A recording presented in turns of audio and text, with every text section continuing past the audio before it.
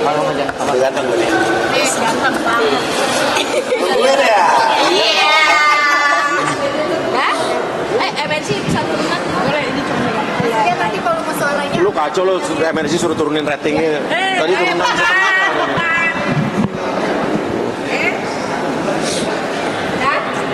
Oke, Mas Ira. Kita soalan terkait yang viral kemarin yang Iya. siapa sih kondisi sebenarnya? Oke, itu emang benar, itu di Altadena di LA. Pada saat itu kita lagi habis mengunjungi salah satu rumah WNI ya yang terbakar juga di Pasadena, itu kira-kira 3 blok dari situ. Kita jalan di situ bersama ada Yafi, anak dari YouTuber Indonesia di sana tuh, anak LA, tapi dia juga lagi nggak bikin YouTube, nggak, cuman karena ada beberapa teman-teman di sini media yang minta kayak apa sih yang sebenarnya di sana, karena kan yang beredar di sini kan banyak video-video dan berita-berita hoax ya. Jadi video-video AI yang di sini beredar dan orang pada percaya. Nah, mereka pengen gue yang kebetulan pas ada di sana kasih lihat gimana sebetulnya yang terjadi, karena berita yang di sini juga kan kebanyakan bilang bahwa rumah yang terbakar itu rumah-rumah artis, rumah-rumah gede doang. Padahal enggak. Bahwa yang paling alhamdulillah. Padahal yang paling banyak itu adalah justru rumah-rumah working class atau menengah ke bawah yang juga kena jadi korbannya di sekitar Altadena. Nah, jadi kita ke sana dan di situ ada National Guard, ada FBI, ada polisi, dan kita sempat ngomong sama aparat situ bahwa kita boleh nggak ngambil gambar sini, boleh silakan, perlu permit atau permission apa enggak, silakan aja, selama itu ada di sidewalk dan di public space. Ya, tidak masuk ke trespassing area, nggak masuk ke properti orang atau melewati garis kuning. Dan di situ bukan cuma gue doang, ada puluhan orang lain yang ngambil video, dari orang umum, ada influencer kali ya, gue nggak kenal mereka juga, ada TV-TV gede yang mereka ngambil gambar di sepanjang jalan itu, banyak banget. Dan itu kita udah berjalan, udah berapa blok di jalan, udah bersama-sama orang-orang yang lain, malah gue juga sempat diwawancara juga sama media sana gitu kan. Nah, terus abis itu pas abis kita jalan dari rumah sebelah, terus abis itu kita pengen ngobrol sama orang Indonesia yang emang tahu keadaan di situ kan, tahu keadaan selama mereka tinggal di LA itu gimana gitu kan. Jadi bahwa orang bilang banyak yang nyumpain kan netizen di Indonesia bahwa bilangnya katanya syukurin tuh Amerika, biarin aja yang kena orang-orang kaya. Terus kan sebelumnya kan kita membantu juga kan banyak orang-orang yang terkena dampaknya, orang Indo yang juga rumahnya terbakar banyak juga gitu kan. Dan banyak netizen yang bilang nyumpahin, biarin aja orang Indonesia kan juga di sana orang kaya.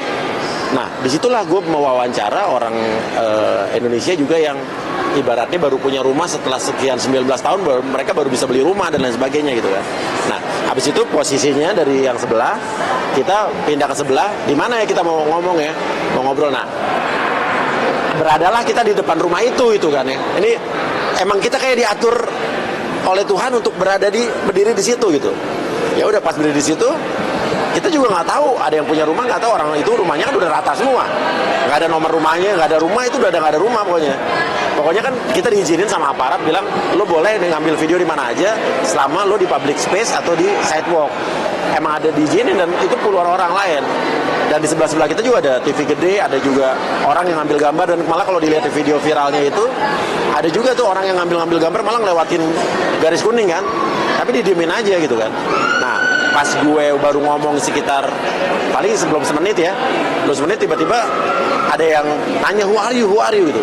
Ya kita bingung who are you ke siapa gitu kan. Gue nggak ngeliat, terus terang cuma dengar suaranya. Pas gue nengok, oh ke kita gitu kan.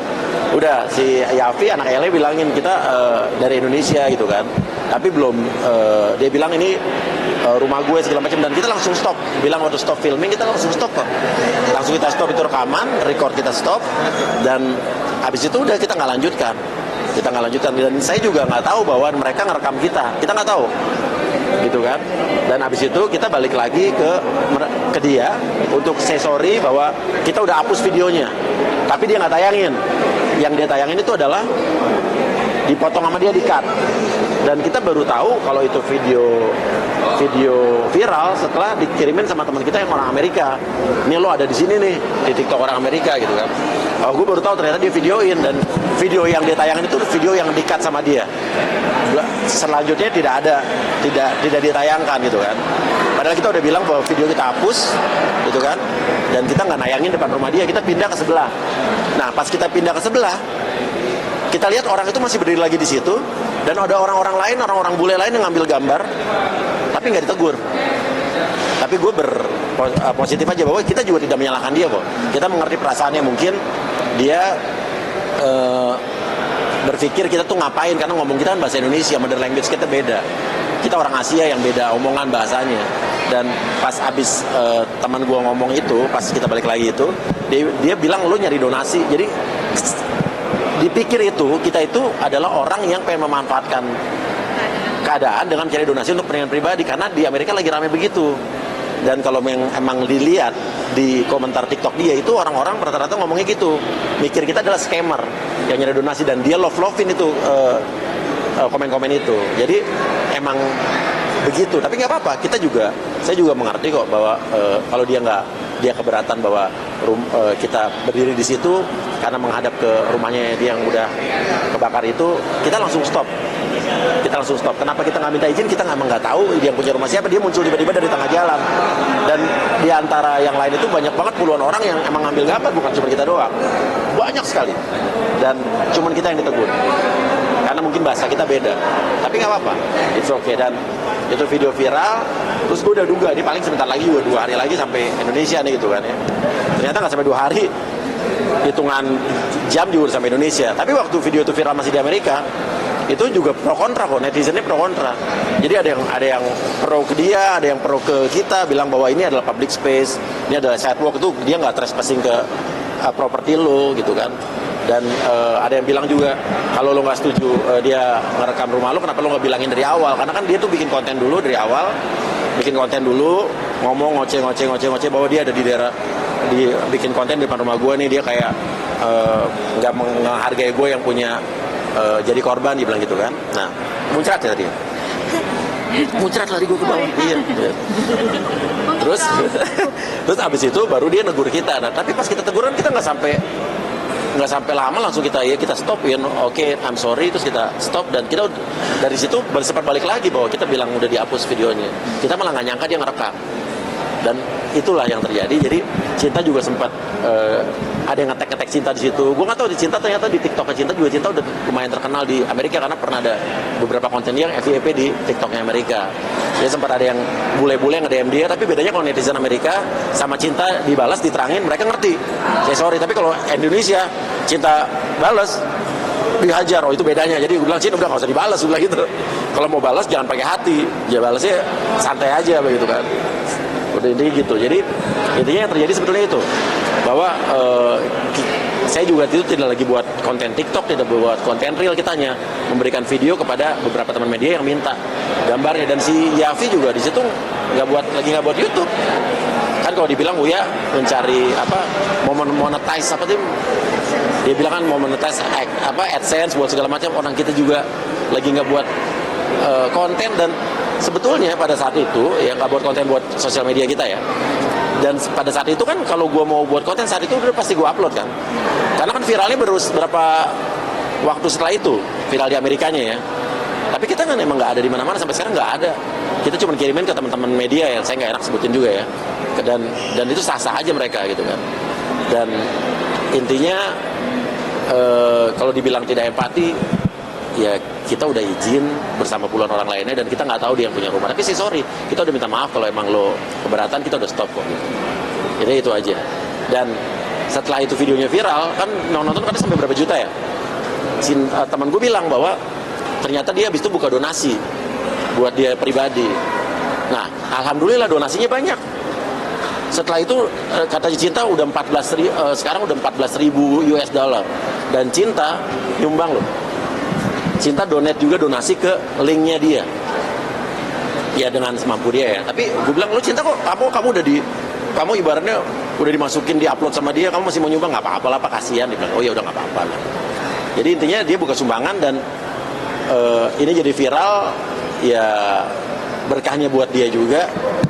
Dia buka donasi, banyak yang nyumbang jadinya. Mungkin Mas terbagi nih komen netizen antara mungkin memanfaatkan situasi dan ada juga yang mungkin Iya. Mas Eko ya. Mungkin serbuan dari netizen seperti apa sih? Aduh, saya mah kalau sama netizen dari dulu udah biasa, nggak peduli. Bener, netizen masih cuma baca, ketawa. Kalau saya lagi mau balas, saya balas, tapi balasnya nggak pakai hati. Balas yang lucu-lucu aja gitu, nangkepinnya. Terus kalau emang ada yang netizennya ngomongnya masuk akal, saya balas terima kasih. Tapi kalau yang udah ngata-ngatain dengan bahasa kotor, kasar, saya kadang-kadang balasnya dengan yang lucu-lucu gitu kan. Jadi misalnya, oh dasar lu keluarga tai gitu misalnya ya. Oh gue bilang, oh kita satu keluarga dong berarti, bilang gitu. Cuman gue bedanya gue anak angkat, bilang gitu. Gitu-gitu aja. Tapi kalau yang ngomongnya lain kali lebih hati-hati, oh iya makasih gitu. Tapi kadang-kadang yang lain udah, ya gue baca aja udah gitu. Tapi kalau netizen mah gue udah kebal lah dari dulu. Karena netizen tuh rata-rata dia senang melihat orang susah melihat orang senang.